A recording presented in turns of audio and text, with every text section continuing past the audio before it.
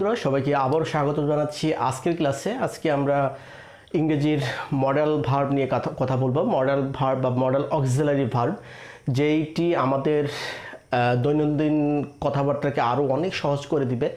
এবং আপনাদের মনে রাখতে হবে যে মডেল অক্সিলারি ভার্ব কিন্তু একটি ইংরেজির অনেক একটা গুরুত্বপূর্ণ জায়গা, যেটি আমরা স্পোকেন ইংলিশের যখন বাক্য তৈরি করব তখন খুব সহজে এই মডেল অক্সিলারি দিয়ে আমরা সেটি প্রকাশ করতে পারবো। তো আমরা দেখি যে মডেল অক্সিলারি ভার্ব কী এবং কিভাবে কাজ করে, কোথায় কাজ করে, এই যাবতীয় বিষয় নিয়ে কথা বলবো। তবে প্রথমে বলে রাখি, এই মডেল অক্সিলারি ভার্ব কিন্তু একদিনে 10-15 মিনিটের মধ্যে বুঝিয়ে দেওয়ার কোনো ওষুধ না। এটা আমরা কিন্তু একদিনে বুঝাতে পারবো না।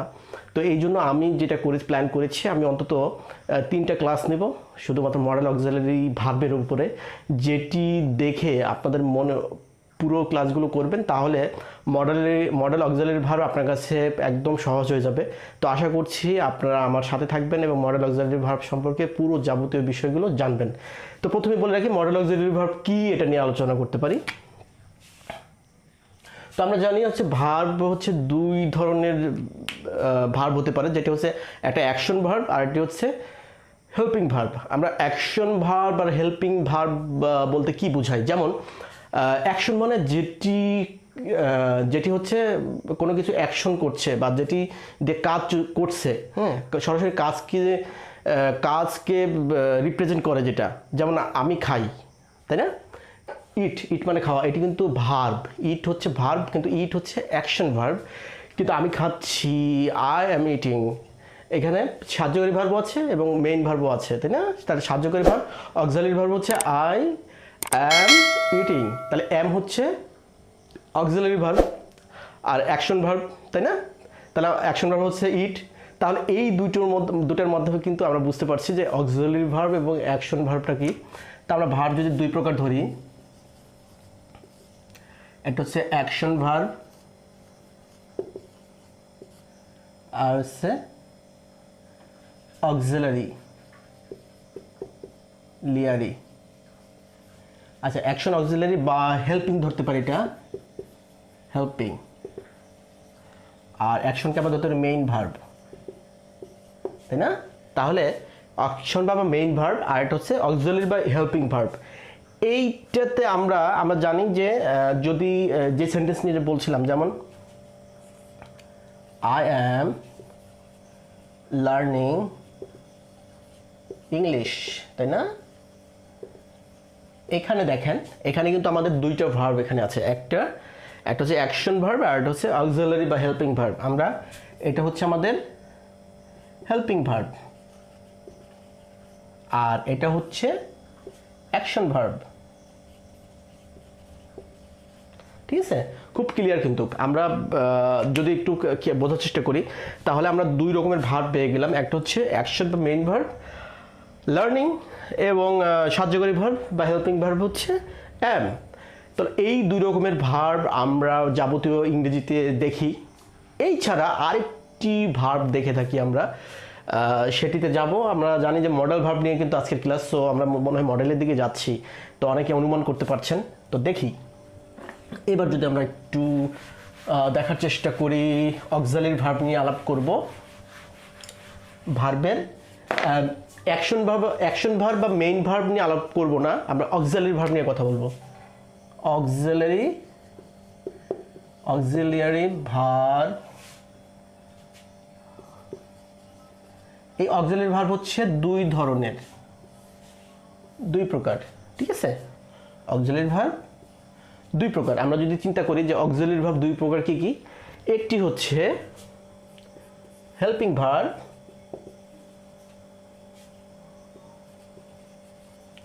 আর এটা হচ্ছে মডেল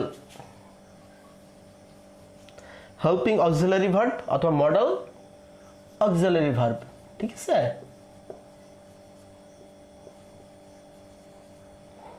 হেল্পিং অক্সিলারি ভার্ব অথবা মডেল অক্সিলারি ভার্ব। আমরা এই দুইটাকে চিন্তা করব যে হেল্পিং অক্সিলারি ভার্ব এবং মডেল অক্সিলারি ভার্ব কিন্তু দুইটা পার্ট অক্সিলারি ভার্বের মধ্যে। অক্সিলারি মানে সাহায্যকারী বলতে পারি বা ওই টাইপের কিছু একটা, তাই না? তাহলে আমি কিন্তু অ্যাকশন ভার্বের কথা ভুলেই যাই আজকে আপাতত। ঠিক আছে, অ্যাকশন ভার্ব তো আছেই, ওটা তো মেইন ভার্ব হিসাবে কাজ করছি।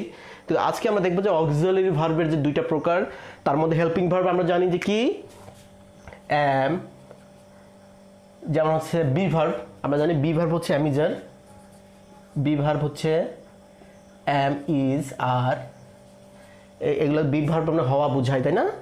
তারপরে হ্যাভ ভার্ব থাকতে পারে, হ্যাভ, হ্যাজ, তাই না?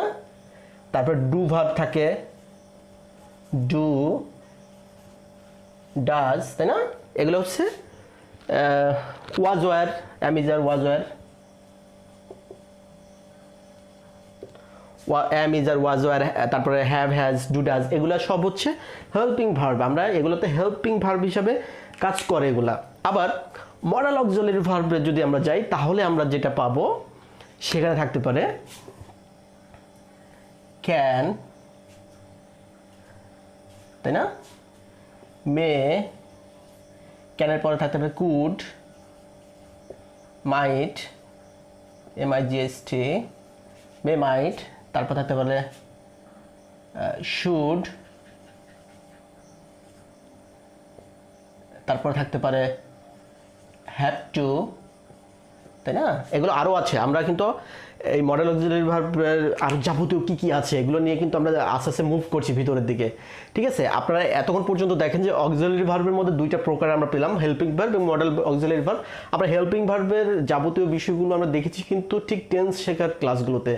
টেন্সের সময় আমাদের এটা লাগতো, মেইন ভার্বের বিভিন্ন সাহায্যের ক্ষেত্রে এগুলো লাগতো, বিভিন্ন সময়টাকে উপস্থাপন করতে এটা লাগতো। কিন্তু মডেল অক্সিলারি ভার্ব আজকের থেকে ক্লাসে যাব, এবং আপনারা জানেন যে এই মডেল অক্সিলারি ভার্ব তিনটা ভাগে ভাগ করেছি আমরা, যেটি কিন্তু তার প্রথম ক্লাস আজকে, ঠিক আছে?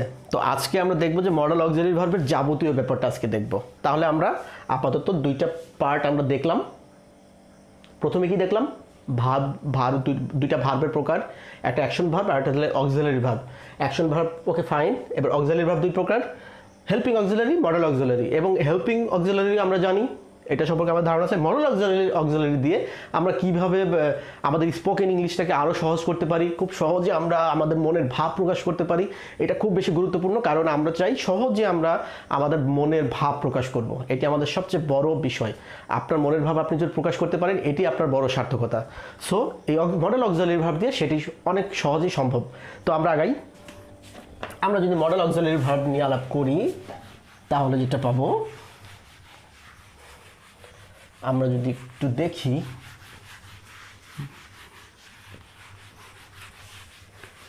তো আজকে আমাদের টপিক হচ্ছে, যেহেতু প্রথম ক্লাস মডেল অক্সিলারির, সো আমরা যাবতীয় বিষয়গুলো দেখছি। আমরা এখানে লিখি মডেল অক্সিলারি।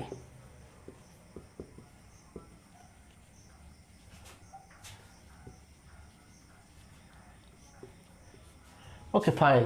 তো এই মডেল অক্সিলারিতে আমরা যদি একটু দেখার চেষ্টা করি, আমরা আসলে দেখব যে আসলে মডেল অক্সিলারি কেন শিখব, কোন কোন ক্ষেত্রে আমাদের কাজে লাগবে, কোন কোন বাক্য তৈরিতে বা কোন কোন মনের ভাব প্রকাশ করতে মডেল অক্সিলারি লাগবে, এটা আমরা কারণটা আগে বুঝবো, কেন শিখব,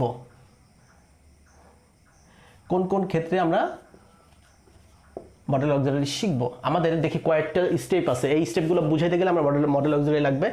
প্রথম স্টেপ হচ্ছে অ্যাবিলিটি, ঠিক আছে? অ্যাবিলিটি, আমরা অ্যাবিলিটি বুঝাতে আমরা এটা বুঝাবো, যেমন আমাদের সামর্থ্য বুঝাতে, আমাদের ক্যাপাসিটি বুঝাতে, আমাদের মধ্যে আমরা একটা জিনিস পারি এরকম যদি বুঝাইতে চাই, তাহলে আমরা অবশ্যই মডেল অক্সিলারি ব্যবহার করব। সেটা কীরকম? অ্যাবিলিটি বুঝাতে কি, আমি দৌড়াতে পারি, আই ক্যান রান, রাইট? আমি হাঁটতে পারি, আই ক্যান ওয়াক। আমি খেতে পারি, আই ক্যান ইট, তাই না? আমি আমি টানা 2 ঘন্টা দৌড়াতে পারি, আমি টানা 3 ঘন্টা লিখতে পারি, আমি নজরুলের কবিতা, বিদ্রোহী কবিতা আবৃত্তি করতে পারি, আমি টানা 4-5 ঘন্টা লিখতে পারবো, পড়তে পারবো, আমি টানা এই যে আমি এটা পারি সেটা পারি, এই যে মনের সামর্থ্য বোঝানো, সামর্থ্য অ্যাবিলিটি বোঝানো, এইটার জন্য আমরা ব্যবহার করি ক্যান, ঠিক আছে, বুঝাই না, ক্যান বুঝাইতে পারি। এরপরে এটাতে গেল আই ক্যান রান, ঠিক তেমনি থাকতে পারে কুড। কুড কেন? কুড হচ্ছে ক্যানের অতীত, ক্যানের পাস্ট ফর্ম হচ্ছে কুড। যেমন আমি দৌড়াতে পারি, আমি আমি আমি দৌড়াতে পারতাম, বুঝাতে পারে না? কিন্তু এখন পারি আর না পারি, আগে দৌড়াতে পারতাম। আমি টানা 3 ঘন্টা দৌড়াতে পারতাম, বাট এখন পারি না, আগে পারতাম। তাহলে সামর্থ্যটা আগে ছিল, তখন আমরা ব্যবহার করবো কুড। যেমন একটা এক্সাম্পল যদি দেই, দেখাই, আই ক্যান রান 3 hours, আমি 3 ঘন্টা দৌড়াতে পারি, ঠিক আছে। আই কুড 3 hours, তাই না? তাহলে এটা হচ্ছে আমি এই সামর্থ্যটা বর্তমান, মানে আমি এখনো পারি, আই ক্যান রান 3 hours। আর এটা যদি বুঝাই আই কুড রান 3 hours, আমি 3 ঘন্টা দৌড়াতে পারতাম। তাহলে অতীত বর্তমান কিন্তু এখানে পেয়ে যাচ্ছি, সামর্থ্য বোঝাতে ক্যান কুডের ব্যবহার দিয়ে আমরা এটা পারছি। কিন্তু এইটাতে আমরা যদি একটু দেখি যে আর কি কি বুঝাতে গেলে আমরা মডেল অক্সিলারি ব্যবহার করব, সেটি আমরা দেখব। সরি, এবার আমরা দেখব হচ্ছে পসিবিলিটি।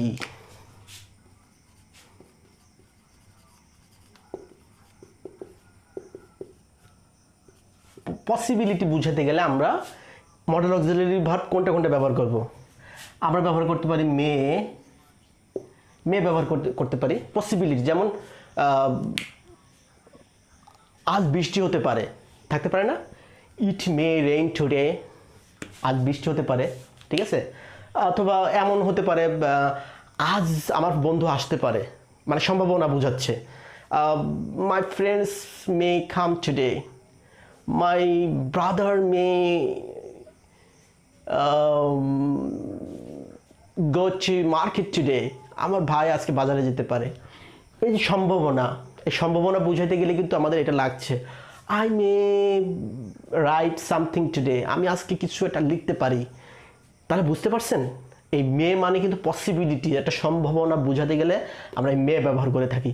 আবার এই মে ব্যবহারের পাশাপাশি আমাদের আরেকটা মডেল অক্সিলারি আছে, সেটা হচ্ছে মাইট, MIGHT, মাইট।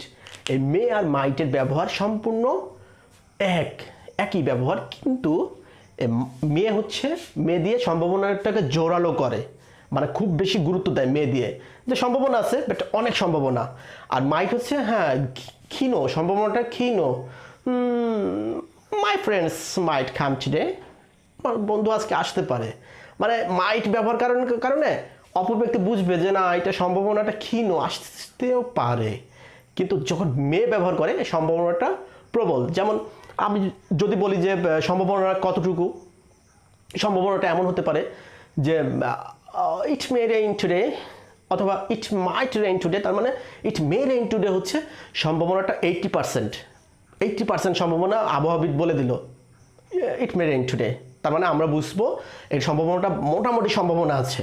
আর ইট মাইট রেইন টুডে মানে হতে পারে সম্ভাবনাটা 20%। তাহলে আমরা মে আর মাইট কিন্তু সম্ভাবনার ক্ষেত্রে বুঝাই, তাই না? তো আমরা দেখি এই জিনিসটা দেখলাম। এবার আমরা দেখব সেটি হচ্ছে পারমিশনের ক্ষেত্রে আমরা কিভাবে ব্যবহার করতে পারি। পারমিশন,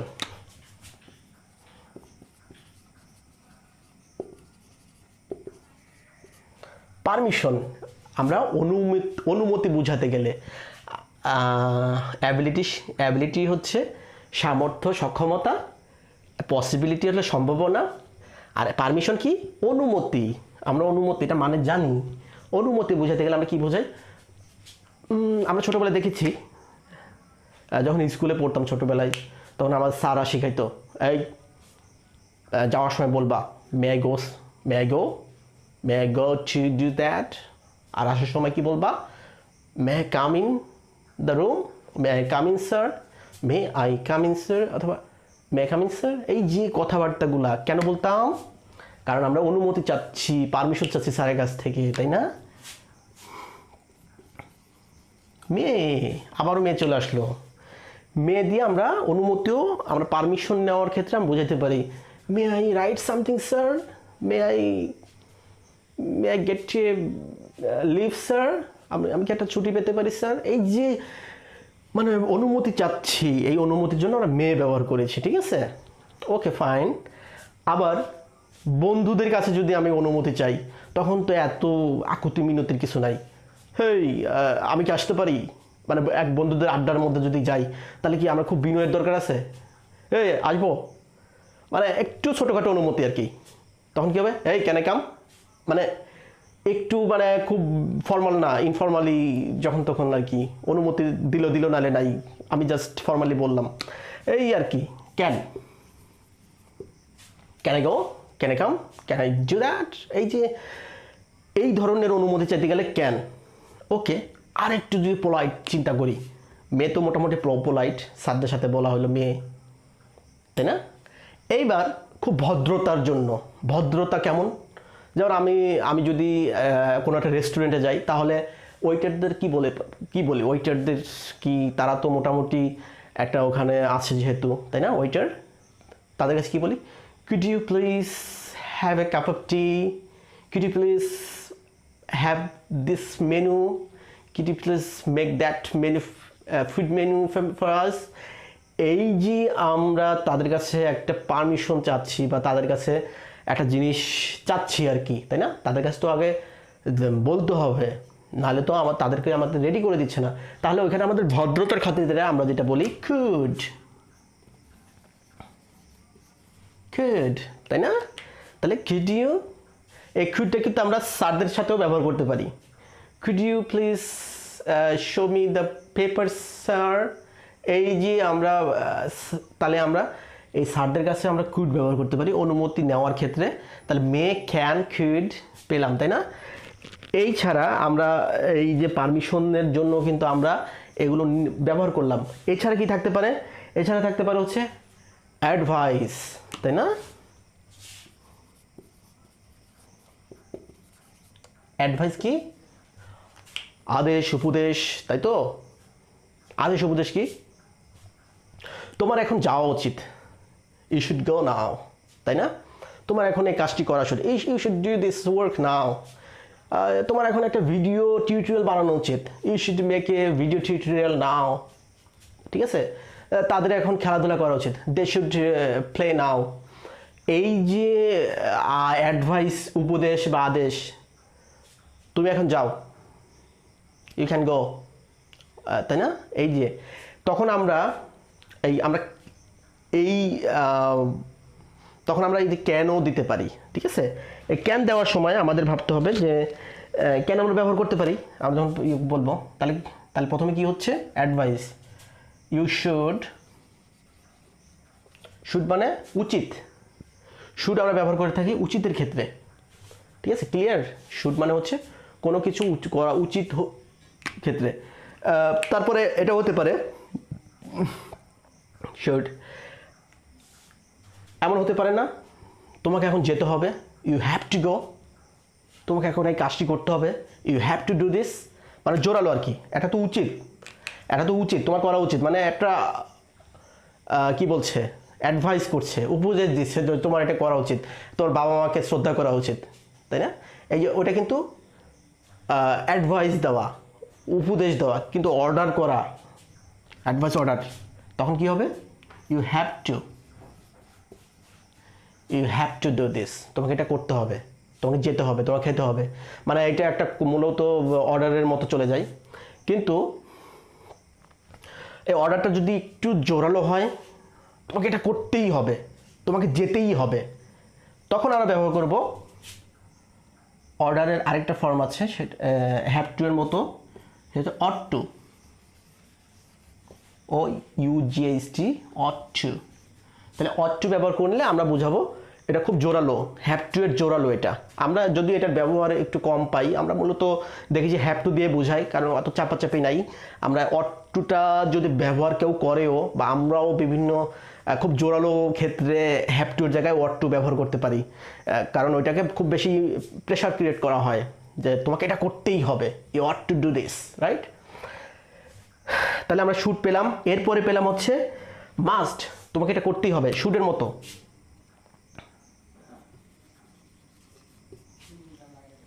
শুডের মতো এটা করতে হবে, মাস্ট, ইউ মাস্ট ডু ইট।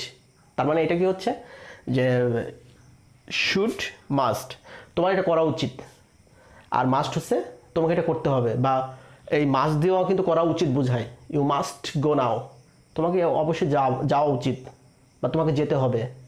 এই মাস্ট দিয়ে আমরা এটা বুঝাইতে পারি। তাহলে আমরা শুড এবং মাস্ট ব্যবহার করতে পারি। এবার হ্যাভ টু, অট টু, এগুলো সব দিয়ে আমরা এই আদেশ উপদেশ বুঝাইতে পারি। ঠিক আছে, ঠিক তেমনি এই আদেশ উপদেশের মতো আরেকটা হতে পারে অব্লিগেশন।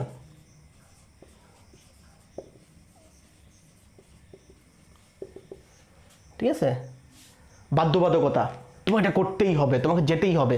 তাহলে আমরা এই অ্যাডভাইস বলেন, অব্লিগেশন বলেন, সব এগুলো দিয়ে আমরা করতে পারবো। যেতেই হবে, খেতেই হবে, অব্লিগেশন। ঠিক আছে, তাহলে আমরা যেটা বুঝলাম যে আজকে এই পুরো ক্লাসে যেটা দেখলাম, এগুলো কিন্তু শেষ নয়। এই যে আমরা দেখছেন, এগুলাই শেষ নয়। আমরা মোটামুটি একটা বেসিক ধারণা দিলাম যে আসলে কেন আমরা মডেল ভার্ব ব্যবহার করব এবং মডেল ভার্ব আসলে কি, কোন ক্ষেত্রে ব্যবহার করব, এই জন্য আমরা আসলে একটু কথাবার্তা বললাম। প্রথম ক্লাস মডেল ভার্বের, আরও সামনে 2টি ক্লাস থাকবে এবং পুরো এই 3টি ক্লাস দিয়েই আর মডেল ভার্বের পুরো বিস্তারিত ভেতর কী আছে এর মধ্যে, পুরো ব্যাপারটা নিয়ে একদম কেস স্টাডি করে উপস্থাপন করব আপনাদের সামনে, যাতে আপনারা এই মডেল ভার্ব দিয়ে খুব সহজে ইংরেজি তৈরি করতে পারেন। এবং আগামী ক্লাসের জন্য অপেক্ষা করবেন, আমি পরে 3টে ক্লাস দিয়ে দিব। এবং যেহেতু এই ক্লাসটি আজকে আপলোড হবে এবং আগামীকাল হচ্ছে আর একটা নতুন ভিডিও যাবে শুধু এই ক্লাস, এই মডেল ভার্বের উপরেই। সো আপনারা চাইলে যারা একটু লেট করছেন তারা ভিডিও ডিসক্রিপশনে দেখে নেবেন যে 2য় ক্লাস বা 3য় ক্লাস লিঙ্ক দেওয়া আছে। ঠিক আছে, লিঙ্কগুলো আমি ভিডিও ডিসক্রিপশনে দিয়ে রাখবো। পরবর্তী ক্লাসগুলো আপনারা চাইলে এখান থেকে 1, 2, 3 মোট 3টা ক্লাস দেখে নেবেন মডেল ভার্বের উপরে।